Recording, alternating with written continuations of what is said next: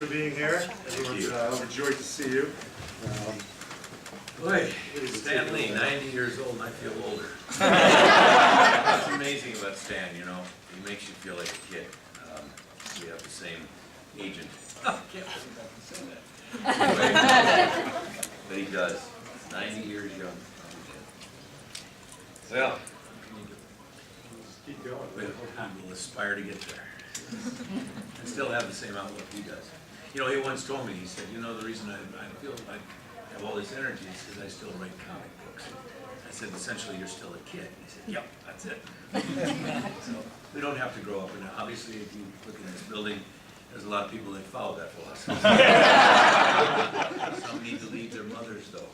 Anyway, Anyway, what do you want to do? Let's kick it off with a couple. I'll just ask a couple questions and field some questions from the audience. Yeah, I'll be the best. Yes. All right. First of all, when I was doing some your biographical research, all good stuff. I didn't know one thing that I wasn't aware of until I did this was that you're also a somewhat accomplished writer, right? You've penned have in the past. a couple sci-fi western works you've Yeah, contributed thank to. you, Cowboys and Aliens, for that future. Never, When we'll was be that? selling that concept No, anymore. not yet. Not Not now. for a while. No. Well, when did that occur? Was that That was when we were doing Babylon 5. Babylon 5? Yeah, I had an audience then. Come on. I mean, still do, you know, Still have an audience. at its best. And there was an audience. You know, obviously William Shatner started the whole thing. I think everybody probably upstairs has done it one time or another. I had an assist. I had a guy help me because you know, no publishing firms would have you first time some actor wanting to write something. But I was given the opportunity, and I had a story that I wanted to sort of meld together. Strangely enough, the graphic novel Cowboys and Aliens came out 2 years after my books. Yeah, the movie isn't really that bad. It was, but I would never be able to sell that concept. I'm still trying to shop it around. I was thinking maybe in the video game area, which sells much bigger than movies, and make me much more richer. Movies, but so I'm just kidding. No, I don't. You know, that was then, and I have really no interest in doing it again. It was 2 years of some ugliness, and it's a difficult process if you're not a natural-born writer, and I wasn't. But I had 2 drafts in front of me, the third one we published. So I was very lucky there. Anyway. So, given the success of J. Michael Straczynski in the comic book field. Yes, and he's still going. Yeah. I believe he has another series, or It's coming up. I think. Vlad, I think. Yeah, that's, I think. The young vampire. We need another vampire. Yeah, right. Boy, there's a genre they're just killing. Yeah. Just a little editorial on my name. Anyway. So I didn't know if that was anything that you might want to. No, I'm developing a series right now, and there will be no vampires or zombies. Sorry. We'll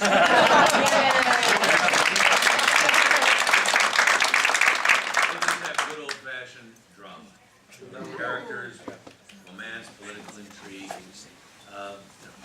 stuff like You're that. not interested in that we're 2 for 2. Sean Young made a comment about zombies, so I think. Yeah, no, I'll tell you, and it's just my opinion. Hollywood and everything else, we're just running this thing. Thank God Twilight is over. I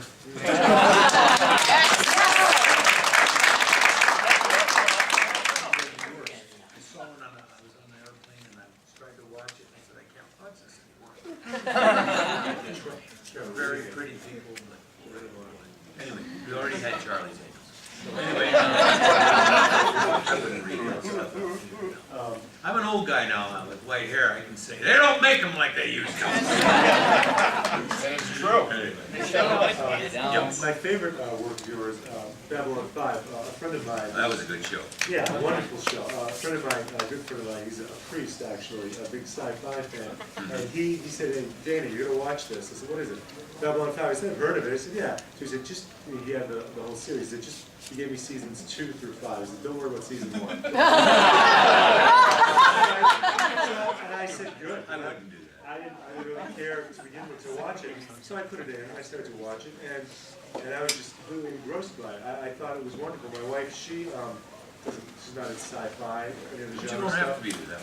No, that's the thing. And then my friend, Father Steve, he talked about how in Babylon 5 it was so rich because you have in so many of these futuristic shows, you've got in these futuristic settings rather, religion doesn't play a part. And yet in Babylon 5 you had Well, it was a very, representatives a of lot of different- spiritualism in it. Yes, yeah, and that added a lot of depth to the show.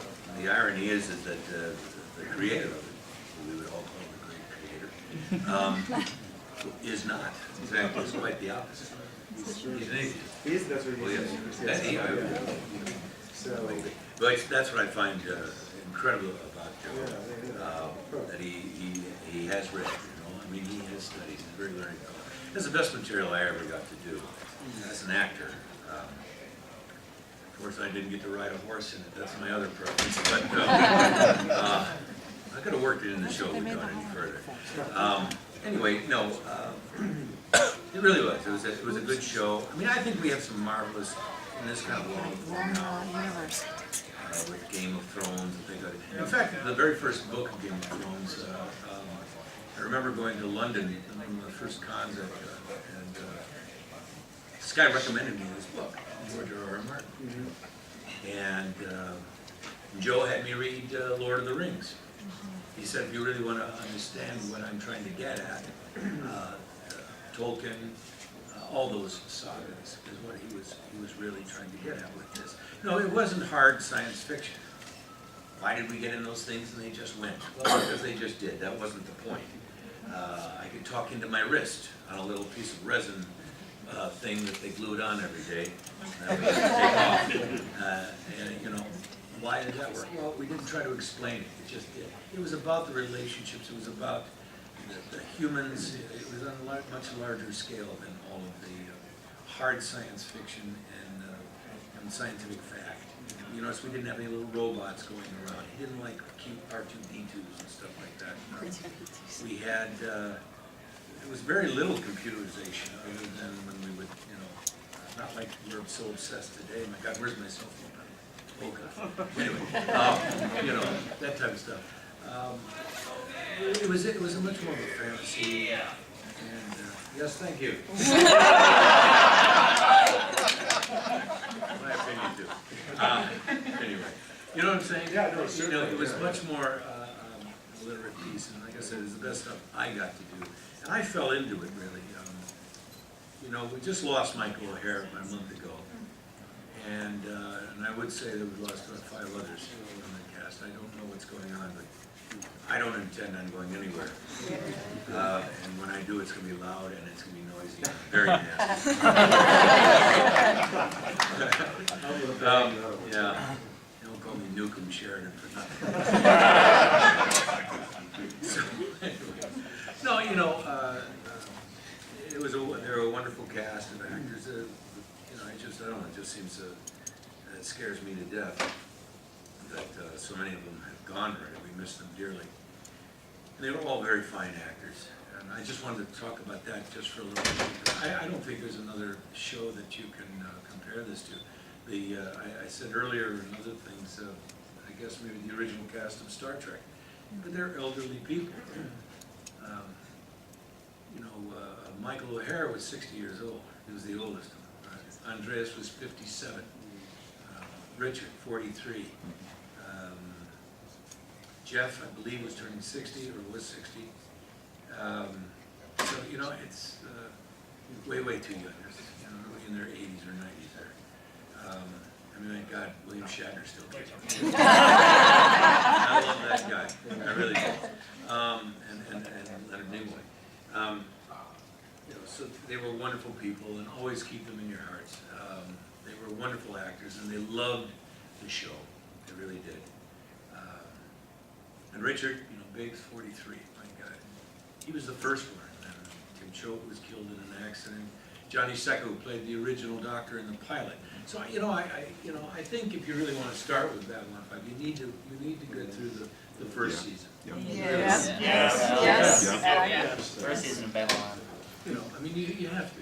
because it's what starts the saga, you know, and you have to know about Sinclair and all that, and where his character comes in later. It might have been harder to explain. That's one thing, yes, yeah. And I remember having that two-parter with Michael, and there was all this sort of apprehension about him coming, and, you know, I had to say, if I'd have been released from a show like that, they'd had a hell of a time getting me back, I'll tell you. And I thought for him to do that was a gracious, wonderful thing. It showed that it was for other reasons that he was let go. And I think, you know, he had certain medical reasons, and which ultimately he's passed from. But, you know, and then I was going to meet the guy that I had replaced, and there was all this sort of, not tension, but how are they going to meet? They're going to work with each other. I mean, it was wonderful. He was a charming guy, a terrific actor. You know, he had a great gravitas to that character, and he brought it. And he was, you know, all of that just went away, and everyone was wonderful, you know, for that two-part episode that we did. And it summed up, you know, the Sinclair character, where he fit into the whole thing. And that was marvelous about Joe. Joe adapted to it. He adapted his story. I think real hardcore B5 fans think that everything was written in stone long before the cameras ever rolled. That is not true. It adapted. Storylines had to be dropped. Television is a mean industry. And like I said, we never knew we were coming back. I mean, the first season I did, which was the second season, we kind of knew, and then after the third season, fourth season, we were canceled. And there was always kind of this cloud hanging over us. Because Warner Brothers, I don't think, really gave a damn. They made enough money off of us, but they didn't really. They left us alone out there in North Hollywood. That was wonderful. They didn't interfere. I think they had one note in 4 years. You have no idea how liberating that is. These network dweebs, studio idiots, and justify the no talent that they have, and give notes like, why isn't he wearing a hat? They don't wear hats in space. I don't know. I mean, it's, you know. But anyway, you know what? We need to open this up because I would mumble my way on into jet lag living. Yes, sir. Way out there in the back in the red t-shirt. Don't think for a second. You don't have an audience anymore. Bye.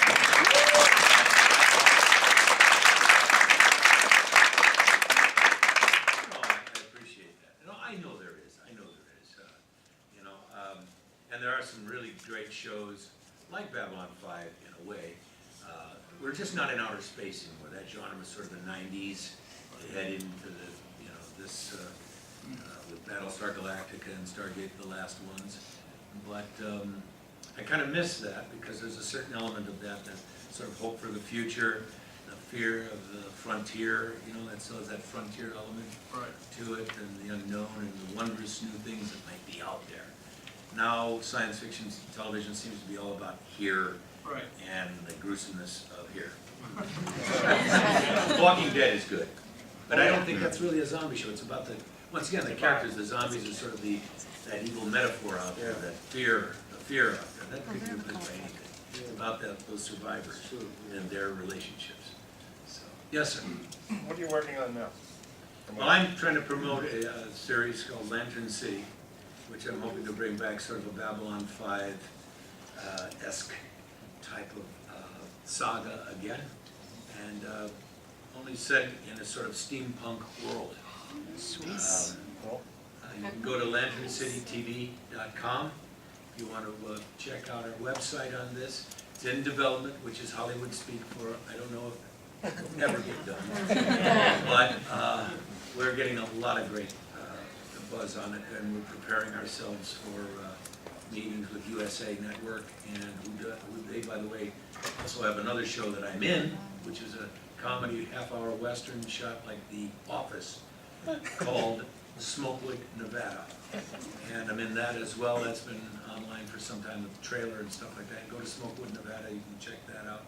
But they're very interested in that one. They're actually going to second meetings on that.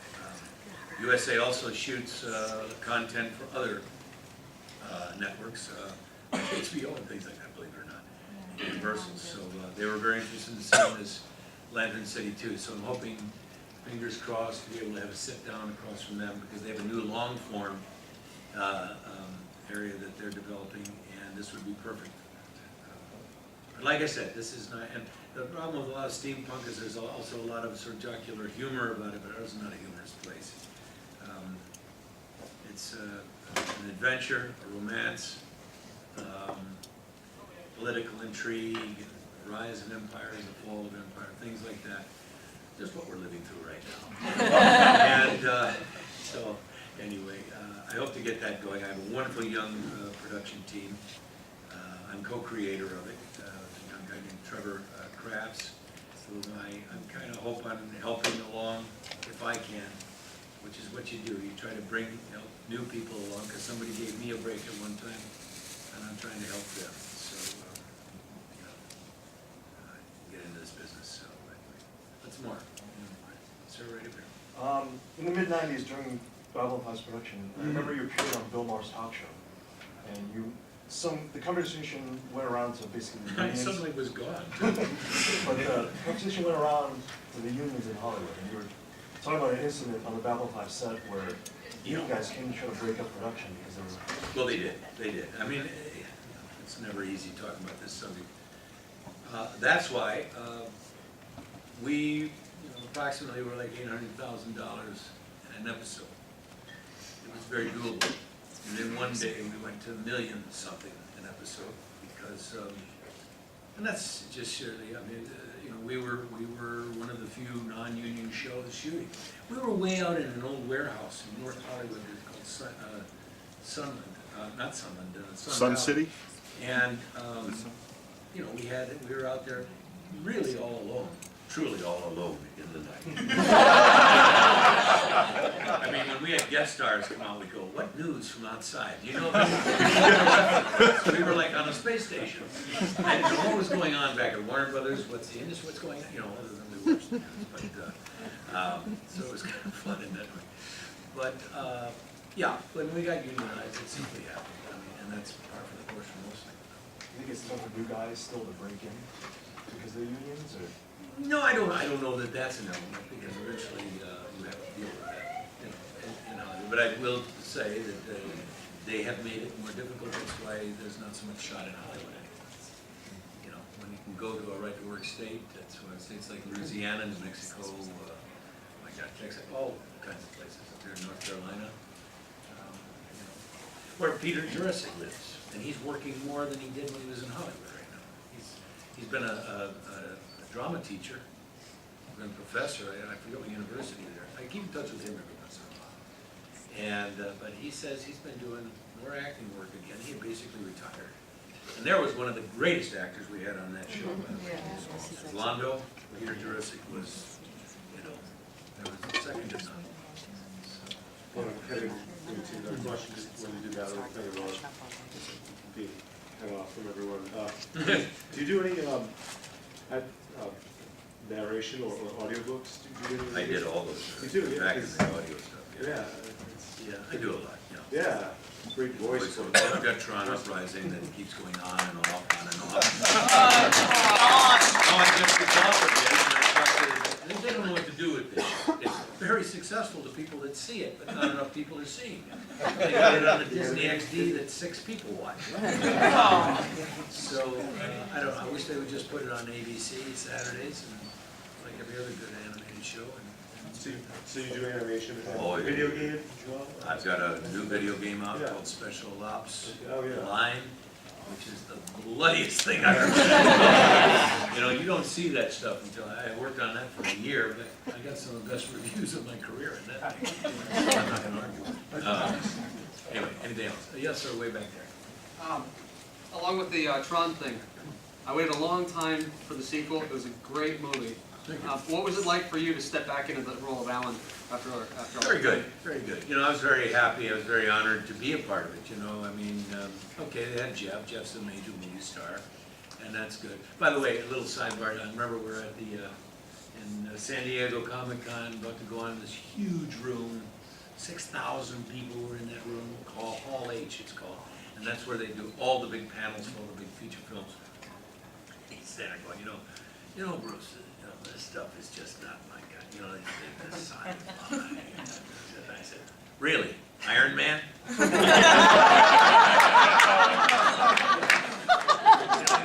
Crazy Heart 1, 2, 3, and 4, 5, 8, 11. And he was brilliant. Jeff is a brilliant actor, always was. I worked with his father before I ever worked with him. But I just find that funny, you know, that sci-fi is not really his thing. You know, if we didn't have him, there'd been no Tron legacy. I mean, thank God, you know, he's an Academy Award-winning actor. You need that type of thing to make a film like that. And I was very honored that they even wanted me in it. They didn't have to. They don't have to do that kind of stuff. I mean, they can. It wouldn't have They been. could, I understand it, I hear that all the time, and I thank you for that, but that means nothing. It means nothing. In Hollywood, they don't give a damn what you think. They're gonna do it because they make movies for each other there anyway. They, you know, they could have done a total reboot. They could have just done the old movie over again now with all with the new stuff and with the new the gimmicks and tricks and CGI and everything. And they'd have probably done very well, you know, very, very well. I mean, Tron Legacy did okay. It did fine. It wasn't a monstrous thing, but I mean, my God, you know, the DVD release alone is more money than the movie made in the box office. That doesn't matter anymore. It's truly the Blu-ray or the DVD and the merchandising and all that stuff that it was. And it's Disney, by the way. They can weather John Carter, which was a brilliant movie. Yeah. And there'd been no John Sheridan if there hadn't been a John Carter. That's right. There'd have been no Buck Rogers, there'd have been no Flash Gordon, there'd have been no Captain Kirk. All of those sci-fi heroes all were rooted in one central character 100 years ago named John Carter of Mars. And that's my little science fiction. I'm being a professor of science fiction. But yeah, I just think that you know, Tron is the reason it keeps going is because of our technologies that we're using. Because we're in this age of information now, and it kind of was in its own sweet little way, kind of predicted that, or you know, it was at the cusp of when everybody was going to have a computer, not just IBM and NASA, those kind of things. So now we were all going to have one, and that's what Tron did at the end. He liberated the, you know, we stood there and watched it all go beep, beep, beep, beep. And I had no idea what any of that was doing. So that's what was kind of fun. We were blissfully on the edge of a cliff and had no idea if we were going to fall or what, you know. And we just had the 30th, sort of a celebration, a few months late in October. We had and I was sicker than a dog, but I attended just a little opening of it, and then I went home. They had a big thing at the Chinese Theater on Hollywood Boulevard with the original filmmakers and everything. It was really kind of fun. Tickets were a little expensive, $150 a ticket. We had a pretty good packed house. It's funny how this film just resonates, the original.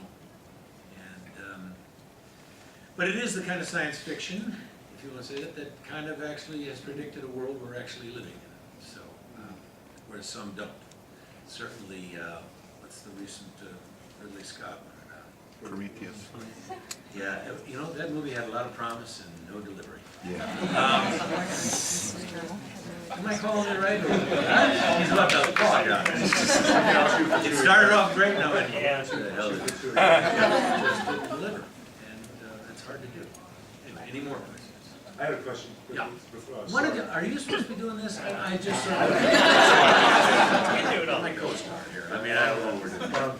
Just back to the Tolkien influences on Straczynski and Babylon 5. You know, some things, the themes, of course, are evident, but some things are very, you know, right in your face, like the Rangers. You know, Yeah. the Well, why? shadow, you know. Yeah, so I just was wondering, were you a fan of Tolkien? Did you ever get into that? Well, I hadn't read it. I mean, Yeah, no. I remember The Hobbit back in the Yeah. 60s. Yeah. The first wave of the sort of reinterest in Tolkien, you know, because he goes way back to the World War I era. Yeah. Whatever. Yeah, Yeah, you know, but he gave me, I still have it, Jay Evans gave me this big leather-bound version of the Lord of the Rings, and I sort of went through it very slowly that summer. And I saw what he was getting, you know, and yes, he did borrow. I mean, originally I was Captain John Strider. Oh. That was Stryker. And it was a number of things. But, always JS, by the way. Yes. Jeffrey Sinclair, John Sheridan, Joe Straczynski, yeah. I love Joe. I make fun of Joe, and if anybody's recording this, I always make fun of him. But because he's such an enigma, this man. And you know, I used to get angry. Oh, I used to just cuss him out. You could hear me going down the hall, just calling him every dirty name. And then I loved him the next minute. So, you know, creating these things, you know, it's not all hearts and flowers. Often the best creative stuff comes out of absolute chaos and you know, bumping heads of egos and things like that. And we didn't have a heck of a lot of that on Babylon. There were no real divas. Well, maybe Jerry Doyle.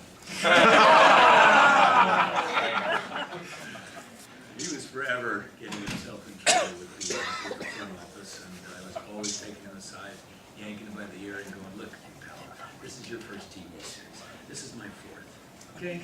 I'm going to give you a little note here. And Jerry and I became very, very good friends. And I talk to him all the time. He's in Vegas now. He's some over-the-top shock jock on radio now. And but that's so perfect for him. Because Joe used to listen to his rants out at lunch. We would have lunch out in the middle of yeah, it was so glamorous, Hollywood. We were out under a tarp on a black asphalt parking lot in 115-degree heat, you know. And only Andreas Katsoulis could sit there in that Narn outfit and just sit there smoking a cigarette. Just like nothing was happening. Because on Narn it was, what, 250 degrees? He was fine with it. He was much more comfortable in that outfit than in his own skin. So, but Jerry used to do all these political rants, and I think, if you remember, he said something about the death penalty, and we should have electric bleachers. That found its way into one of the scripts, as I remember, the Garibaldi screaming that. But anyway, what a bunch of people.